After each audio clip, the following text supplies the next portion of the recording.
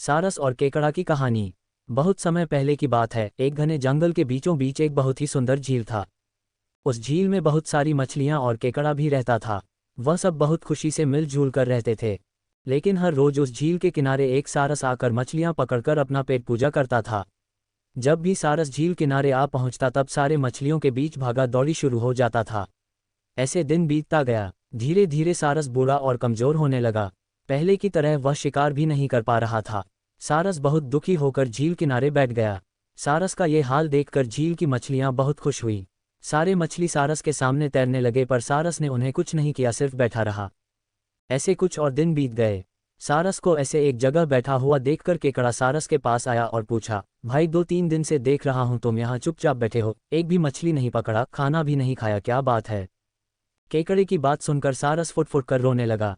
सारस ने कहा, क्या बताएं दोस्त, मैं बहुत ही दुखी हूँ। कुछ दिन पहले एक ज्योतिषी ने मुझे एक बात बताया कि बहुत ही जल्दी यह झील सूखने वाला है। बिना पानी के तुम सब कैसे जी पाओगे, तुम सब मर जाओगे। तुम लोगों की मुझे बहुत चिंता हो रहा है, इसलिए मैंने खाना पीना छोड़ दिया। केकड़े ने कहा, क्या बोल रहे हो, ये तो बहुत गंभीर और चिंता की बात है, मुझे सबको बताना होगा। सारस की बात केकड़े ने झील की सारी मछलियों को बताया। सारी मछलियां और केकड़ा मिलकर सारस के पास गए और बोला, क्या बोल रहे हो, झील सूख जाएगा तब हम सब कहाँ जाएंगे, क्या करेंगे, कोई तो उपाय होगा न बचने का। हम सब ने तुमको हमारा दुश्मन समझा पर तुम तो हमारे दोस्त निकले। हम लोगों के चिंता के कारण तुमने खाना पीना छोड़ दिया। दोस्त, अब तुम ही कोई उपाय बताओ। सारस ने कहा, अच्छा लगा सुनकर कि तुम सब ने मुझे दोस्त माना है। एक उपाय है, कुछ ही दूर पर एक तालाब है। अगर तुम लोग चाहो तो मैं एक एक करके तुम लोगों को वहां छोड़ सकता हूँ। सारे मछली मान गए और कहा, ठीक है ठीक है। तालाब में पहुंचाने के लिए अगले दिन से सारस एक एक मछली को अपने चोंच पर लेकर जाना शुरू किया।